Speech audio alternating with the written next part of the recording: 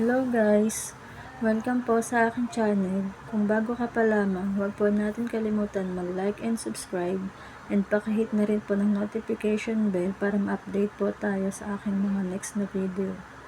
And for today's tutorial, ituturo ko po sa inyo guys kung paano po tayo mag-send ng money sa GCash. So guys, kung gusto niyo po malaman, panoorin niyo lamang po itong tutorial na ito. So guys, punta na po kayo sa inyong mga GCash account. And then guys, click nyo po yung send.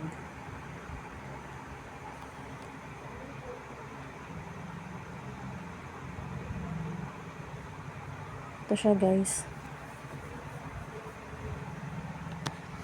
Tap nyo lang po yan.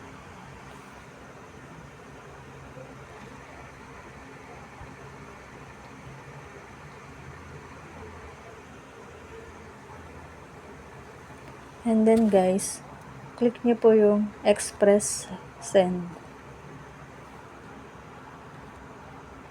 Yan siya guys. Click nyo lang po yan.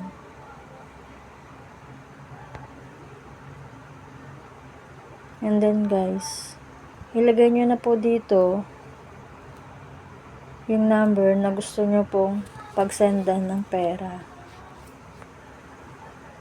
Lagay nyo lang po dyan guys yung number. Sample.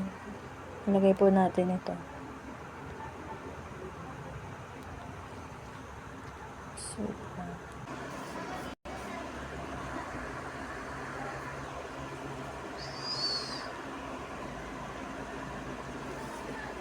And then guys, pag nailagay nyo na po dyan yung number,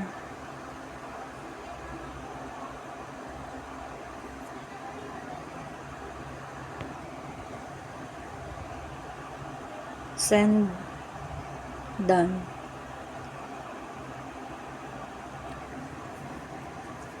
And then guys, kung magkano po yung gusto nyo pong ilagay na amount, lagay nyo lang po dyan kung magkano po yung gusto nyo isend sa kanila. Kunwari, sample ito po nilalagay natin. Sample lang to guys.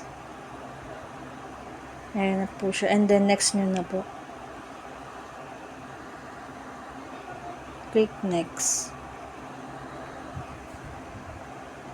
So, ayan na po siya guys. Ganyan lang po siya kadali. Click nyo lang to guys. Itong yes. Pag na-check nyo na po yan, tap send. Pag okay na po. I-click nyo lang po yung send na yan para po mapasa na po dun sa pagpapadalhan nyo po ng pera.